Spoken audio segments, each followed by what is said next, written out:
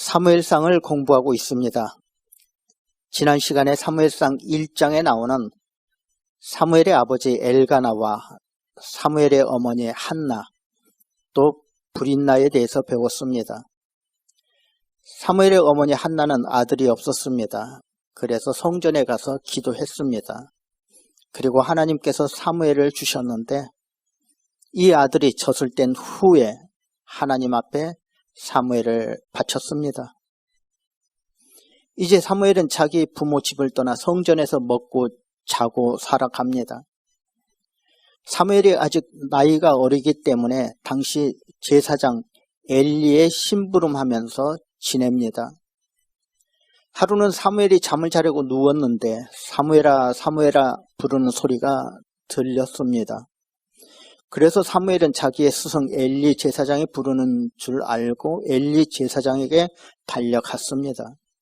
그런데 엘리가 부르지 않았다는 것입니다. 그래서 다시 돌아와 잠을 자려고 하는데 또다시 사무엘아 사무엘아 하고 부르는 소리가 들렸습니다. 그래서 사무엘이 또 엘리 제사장에게 달려갔습니다. 그런데도 부르지 않았다는 것입니다. 이렇게 3번을 경험하고 나서 엘리가 말합니다. 또다시 그런 음성이 들리면 하나님이 부르시는 것이다. 또다시 음성이 들리면 하나님 말씀하십시오. 제가 듣겠습니다. 라고 말하라고 알려줍니다. 이제 또다시 하나님이 사무엘을 부르셨습니다. 사무엘아 사무엘아. 이때 사무엘이 뭐라고 합니까? 사무엘상 3장 10절에 사무엘이 이르되 말씀하옵소서 주의 종이 듣겠나이다 하니 하나님이 사무엘을 찾아오셔서 하시는 말씀이 엘리 제사장에 관한 내용이었습니다. 3장 11절과 12절 말씀을 보시면 여호와께서 사무엘에게 이르시되 보라, 내가 이스라엘 중에 한 일을 행하리니 그것을 듣는 자마다 두 귀가 울리리라. 내가 엘리의 집에 대하여 말할 것을 처음부터 끝까지 그날에 그에게 다 이루리라. 이 말씀을 좀 쉬운 현대인 번역으로 보시면 여호와께서 사무엘에게 말씀하셨습니다. 나는 이스라엘 사람들이 듣고 깜짝 놀랄 만한 일을 하려고 한다. 내가 엘리의 집안에 대하여 경고한 그 모든 일을 처음부터 끝까지 다 실행하고야 말겠다. 그러면서 말씀하셨습니다. 13절입니다. 내가 그의 집을 영원토록 심판하겠다고 그에게 말하는 것은 그가 아는 죄악 때문이니 이는 그가 자기의 아들들이 저주를 자청하되 금하지 아니하였음이니라. 그러므로 내가 엘리의 집에 대하여 맹세하기를 엘리 집의 죄악은 제물로나 예물로나 영원히 속잠을 받지 못하리라 하였노라 하셨더라. 하나님께서 사무엘에게 하신 말씀이 뭐냐? 엘리의 집안을 망하게 하시겠다는 것입니다. 엘리의 집안을 완전히 심판하시겠다는 것입니다. 그것도 온 이스라엘 사람들이 듣고 깜짝 놀랄 그런 심판을 하시겠다는 것입니다. 이 말씀대로 결국 엘리의 집안은 망하고 맙니다. 어떻게 망했느냐? 성경의 말씀을 계속해서 보시면 엘리의 두 아들이 한날의 전쟁터에서 죽었습니다. 그리고 그 소식을 들은 엘리는 의자에서 넘어져 목뼈가 부러져 죽었습니다. 그리고 또 엘리의 며느리가 해산하다가 죽었습니다. 지금 사무엘에게는 엘리 제사장이 정말 하늘처럼 높은 분입니다.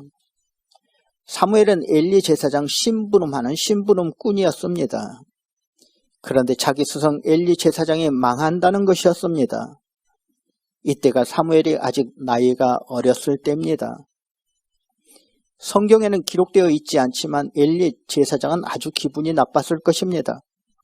하나님이 말씀하시려면 당연히 제사장이 자신에게 말씀하셔야지. 어떻게 심부름하는 아이에게 찾아와서 자신에 대해서 말씀하실 수 있나? 엘리의 입장에서 보면 굉장히 기분이 나빴을 것입니다. 그러나 하나님께서는 엘리에게 임하지 않으셨습니다. 그 이유를 우리는 2절에서 찾아볼 수 있는데 엘리의 눈이 점점 어두워가서 잘 보지 못하는 그때에 그가 자기 처소에 누웠고 엘리의 눈이 점점 어두워 갔다라고 말합니다. 지금 엘리는 나이가 많았던 것 같습니다. 그래서 자기 눈이 잘 보이지 않았습니다. 그러나 눈만 잘 보이지 않는 것이 아니라 판단력과 총명함도 뒤떨어졌다고 보시면 됩니다. 또 영적인 눈도 어두워졌습니다. 엘리는 점점 눈이 어두워갔고 엘리의 일은 두 아들들이 맡아서 해야 하는데 두 아들들은 불량자이고 하나님을 잘 알지도 못했던 사람들입니다. 그래서 오직 하나 희망이 있다면 아직 어린 아이 사무엘이 있었다는 것입니다. 그래서 하나님께서는 사무엘에게 임하셨던 것입니다. 엘리 입장에서는 기분 나쁜 일이지만 그래도 하나님의 말씀이 사무엘에게라도 임했다는 것은 이스라엘의 축복이라고 보시면 됩니다. 대부분 사람들의 나이 많은 것을 중요시하고 대부분 사람들은 제사장의 직분을 중요하다고 생각할지 모르나 하나님께서는 그렇지 않으셨습니다. 하나님께서는 나이나 경험이나 직분을 중요시 보지 않으시고 사람의 중심을 보시는 하나님이십니다. 엘리가 나이도 많고 경험도 직분도 모두 좋았지만 당시에는 엘리로부터 새로운 것이 나올 수가 없었습니다. 엘리는 이미 눈이 어두워지고 판단력이 흐려졌습니다. 영적인 눈도 흐려졌습니다. 당시의 희망은 오직 하나님께 온전히 바쳐진 사무엘에게 있었던 것입니다. 그래서 하나님의 어린 사무엘을 찾아오신 것입니다. 여러분, 이 사진 많이 보셨을 것입니다. 이 사진 기도하는 사무엘의 모습입니다. 사무엘은 이렇게 어렸을 때부터 믿음으로 성장했습니다. 사무엘이 하나님의 말씀을 듣고 자기 침대로 돌아가 아침에 일어났습니다. 그런데 엘리 제사장이 궁금했습니다. 어제 분명히 하나님이 사무엘에게 뭔가 말씀하셨는데 뭔지 궁금했습니다. 그래서 사무엘에게 묻습니다. 사무엘아, 하나님이 뭐라고 하시더냐? 사실대로 말해라. 그래서 사무엘이 사실대로 말했습니다. 그 내용이 3장 18절에 나옵니다. 사무엘이 그것을 그에게 자세히 말하고 조금도 숨기지 아니하니 그가 이르되 이는 여호와신이 선하신 대로 하실 것이니라 하니라. 하나님이 스승님의 가족을 망하게 하시겠답니다. 온 이스라엘이 놀랄 만한 심판이 임할 것이랍니다. 그대로 얘기해 줬습니다. 그때 엘리가 말합니다. 이는 여호와신이 선하신 대로 하실 것이니라. 여러분, 세상에 누가 자기가 망하고 자기 가족이 망하는 것을 좋아할 사람이 있겠습니까? 더구나 엘리는 당시 제사장이었습니다. 그러나 내가 할 일은 아무것도 없다고 말합니다. 이제 모든 것 다 하나님 뜻대로 이루어지실 것입니다 라고 말합니다. 이런 고백이, 이런 믿음이 우리 모두에게도 있으셨으면 좋겠습니다. 사무엘상 4장에 보시면 이스라엘과 블레셋의 싸움 이야기가 나옵니다. 이스라엘과 블레셋이 싸웠습니다. 싸우는 첫날 이스라엘 사람들이 군인 4,000명이 죽었습니다. 첫날 싸움에서 이스라엘 사람들이 패하자 이스라엘 사람들은 고민이 생겼습니다. 어떻게 하면 이 전쟁에서 이길 수 있을까? 어떻게 하면 이 전쟁에서 승리할 수 있을까 생각하다가 성막에 있는 하나님의 법궤를 가져오자 그렇게 생각합니다.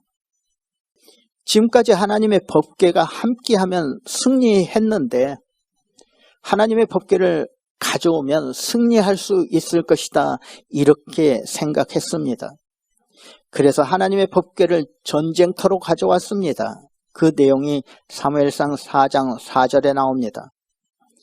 이에 백성이 실로에 사람을 보내어 그룹 사이에 계신 만군의 여호와의 언약궤를 거기서 가져왔고 엘리의 두 아들 홈니와 비느하스는 하나님의 언약궤와 함께 거기에 있었더라. 하나님의 법궤, 언약궤가 전쟁터에 도착하자 많은 사람들이 좋아했습니다. 군인들이 환호성을 질렀습니다. 성경에 보시면 땅이 울렸다고 기록하고 있습니다. 얼마나 좋았던지 땅이 흔들릴 정도였습니다. 왜 이렇게 좋아했겠습니까? 이스라엘 사람들은 하나님의 법궤를 중심으로 살았습니다. 요단강을 건널 때도 언약궤를 앞장 세울 때 요단강이 갈라졌습니다. 여리고성을 무너뜨릴 때에도 맨 앞에 하나님의 법궤를 앞장 세웠습니다. 그때 놀라운 기적이 일어났던 것입니다. 지금 이스라엘 사람들은 생각하는 것입니다. 법궤만 있으면 기적이 일어난다. 법궤만 있으면 우리가 승리한다. 그래서 땅이 흔들릴 정도로 좋아했던 것입니다. 그런데 이스라엘은 법궤가 오면 이길 줄 알았는데 오히려 법궤가 오고 나서 크게 졌다고 성경에 나옵니다. 법궤가 오기 전에 싸워서 4,000명이 죽었는데 법궤가 오고 나서 싸워서 3만 명이 죽었습니다. 여러분, 전쟁터에서 3만 명이 죽었다고 생각해 보시기 바랍니다. 완전 패배입니다. 이 싸움에서 하나님의 법궤는 블레셋에 빼앗기고 엘리의 두 아들 홈니와 비느하스도 죽고 말았습니다. 성경을 한번 보시겠습니다. 4장 9절에서 11절 말씀입니다. 너희 블레셋 사람들아, 강하게 되며 대장부가 되라. 너희가 히브리 사람의 종이 되기를, 그들이 너희의 종이 되었던 것 같이 되지 말고 대장부같이 되어 싸우라 하고 블레셋 사람들이 쳤더니 이스라엘이 패하여 각기 장막으로 도망하였고 살육이 심히 커서 이스라엘 보병에 엎드러진 자가 3만 명이었으며 하나님의 궤는 빼앗겼고 엘리의 두 아들 홈니와 비느하스는 죽임을 당하였더라. 법궤가 오면 이길 줄 알았는데 졌습니다. 법궤가 오면 기적이 일어날 줄 알았는데 오히려 죽임을 당했습니다. 왜 그랬을까요? 저와 여러분은 이 사건 속에서 한 가지 분명히 아셔야 할 것이 있습니다. 하나님의 법궤는 어떤 경우에도 사람의 이기적인 욕심으로 사용해서는 안 된다는 것입니다. 법궤뿐만 아니라 그 어떤 것도 하나님의 이름을 팔아서 우리의 이기적 욕심을 채워서는 안 되는 것입니다. 그래서 그 어떤 경우에도 여러분, 믿음은 내 욕망과 바꾸지 마시기를 바랍니다. 내 욕망을 위해서 믿음을 도구로 전락시키면 여러분, 어리석은 신앙인이 될 수 있습니다. 아무리 큰 능력을 가진 언약궤라 할지라도 믿음 없이 내 욕망을 위해서 그것을 내 도구로 전락시킬 때는 그것과 함께 우리 자신이 망하는 길로 가고 있다는 것을 아셔야 합니다. 하나님께서 우리에게 주신 직분도 마찬가지입니다. 하나님이 우리에게 주신 그 어떤 직분도 우리의 개인적인 욕심을 채우려는데 사용돼서는 안 되는 것입니다. 우리에게 주신 모든 직분은 모두가 다 섬김을 위해서 존재하는 것입니다. 섬기고 헌신하고 봉사하라고 주신 직분입니다. 이스라엘 사람들은 하나님의 법궤를 이용해서 전쟁에서 승리하려고 했습니다. 그러나 하나님께서는 그것을 원치 않으셨습니다. 오히려 이스라엘을 망하게 하셨던 것입니다.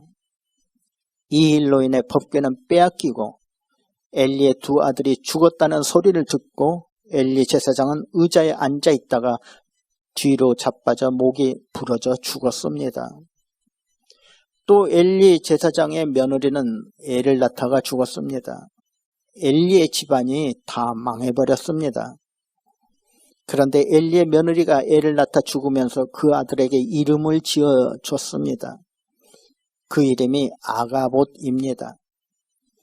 아가봇이란 이름은 하나님의 영광이 떠났다 하는 뜻입니다. 정말 이스라엘은 하나님의 영광이 떠났습니다. 우리의 욕심이 하나님의 영광을 떠나게 하는 원인이 되는 것입니다. 아무쪼록 저와 여러분 그리고 우리 모두는 하나님을 잘 섬기시고 하나님의 뜻대로 사시면서 하나님의 영광이 늘 함께 하시기를 주님의 이름으로 축원드립니다.